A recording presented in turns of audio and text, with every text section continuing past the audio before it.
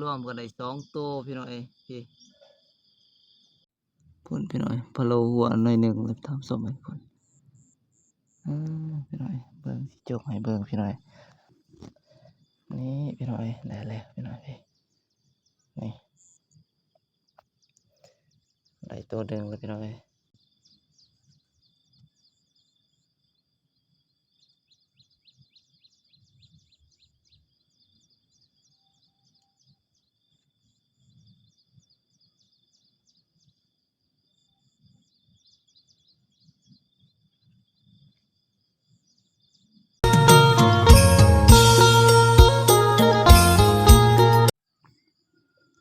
บรรยากาศยามมื้อเช้าท่านผู้ชมเอ้ยสบายดีพ่อแม่พี่น้อง FC เบิดสู่ขู่สู่คนพี่น้อยยินดีต้อนรับเข้าสู่ช่องหน่อยบ่าวลาวพี่น้อย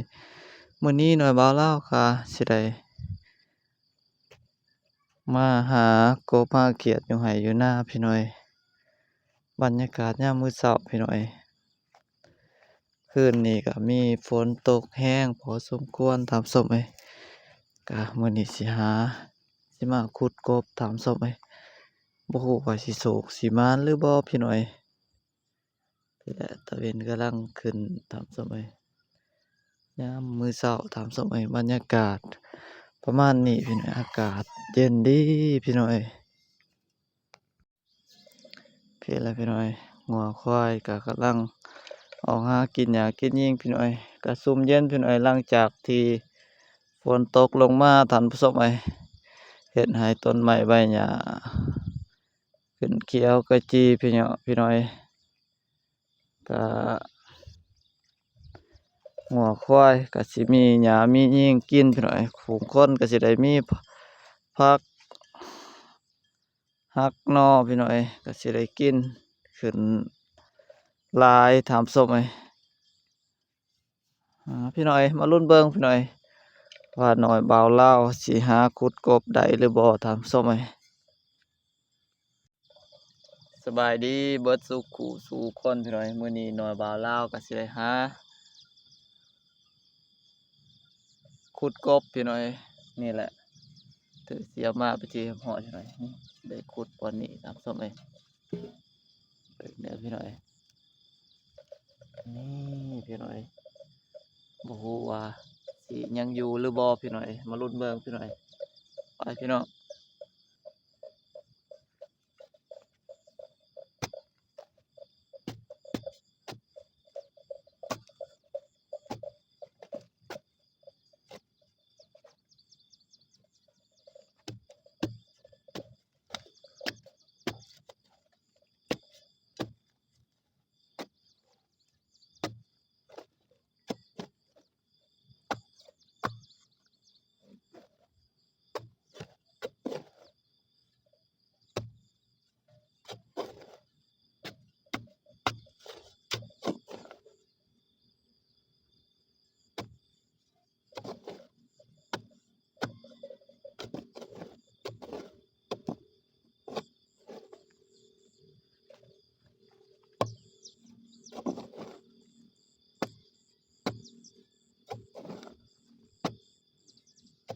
คือว่าเลิกกระดาษถามส้ม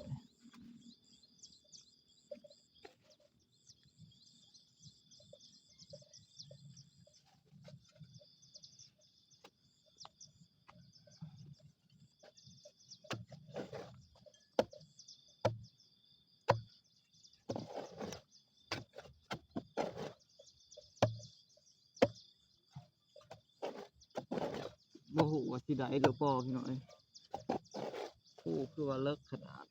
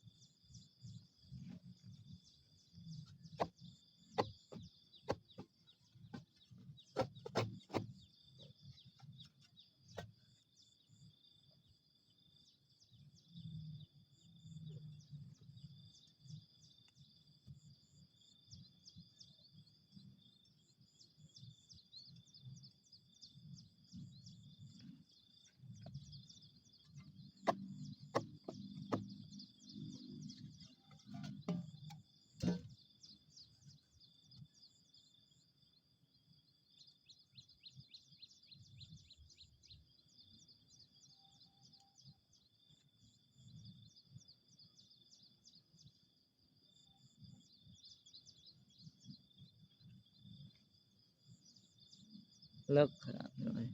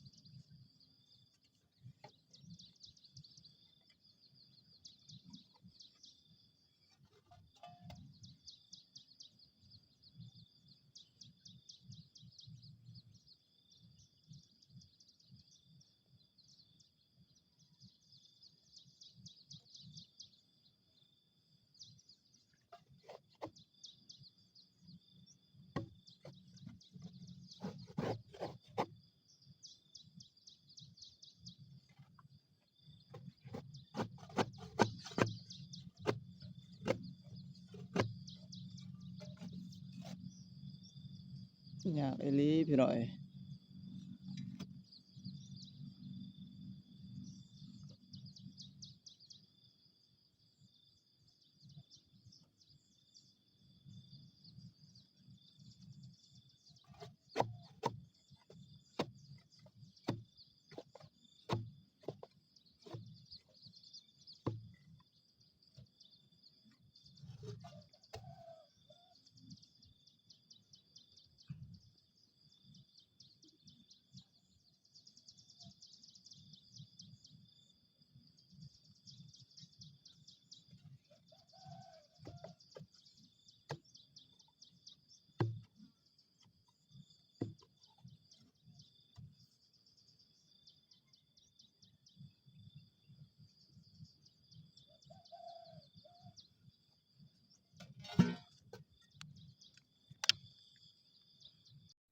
พุ่นพี่น้อยพะโล้หัวหน่อยหนึ่งแล้วทำส้มให้พุ่น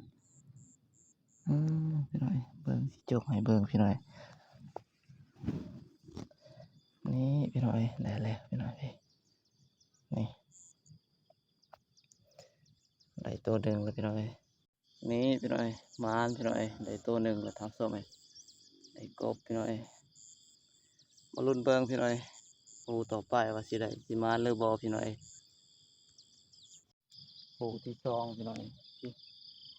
ในนี่แหละพี่น้อยมาลุ้นเบิ่งพี่น้อยว่าสิได้หรือบ่พี่น้อย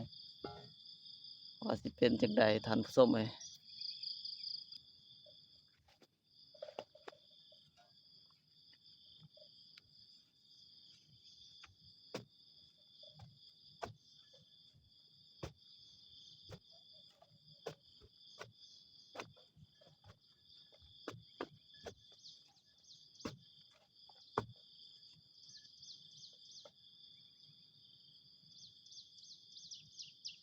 นี่พี่น้อยได้แล้วไว้พี่น้อย เมื่อต้นนี้ก็ถือว่าไวพี่น้อยได้มาเรียบร้อยพี่น้อยโตหนึ่งเอาส่งไหม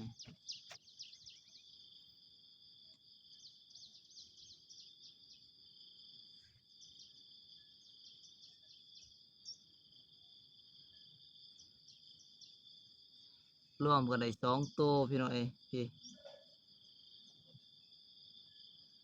อีก2 ตัวทำส่งเลยตัวนี้คือว่ามันอยู่ตื่นพี่น้อยเพราะว่ามันอยู่กลางน้ำมันหายใจบ่ได้นี่พี่น้อยพี่เพราะว่าเฮาได้เอาอันนั้นเอาขี้ดินยัดใส่ทำส้มเลยเพราะว่าคืนนี้เฮาบ่ได้ถือเสียมมาพี่น้อยเฮาเยื่องแล้วเห็นให้มันเข้าหูเฮาก็จึงได้เอาเสียมเอาดินเอาเฟืองแล้วมายัดใส่หูมันพี่น้อยเพื่อก่อนแจ้งแบบนี้แล้วเฮามาขุดเอาทำส้มเลยพี่น้อยสำหรับคลิปนี้ก็ประมาณนี้พี่น้อยก็หาอยู่หากินหากบพี่น้อยขุดกบตามทุ่งไร่ทุ่งนาพี่น้อยได้2 ตัวพี่น้อยพี่นี่กระโตบ่ใหญ่พี่น้อยมีแต่กบตัวผู้พี่น้อยอ่าสำหรับคลิปนี้ก็ประมาณนี้พี่น้อยขออวยใจพรเบิดสู่ผู้สู่คนพี่น้อยมีสุขภาพเข้มแข็งแข็งแรงพี่น้อยคลิปหน้าพบกันใหม่พี่น้อยสำหรับคลิปนี้สบายดีพี่น้อง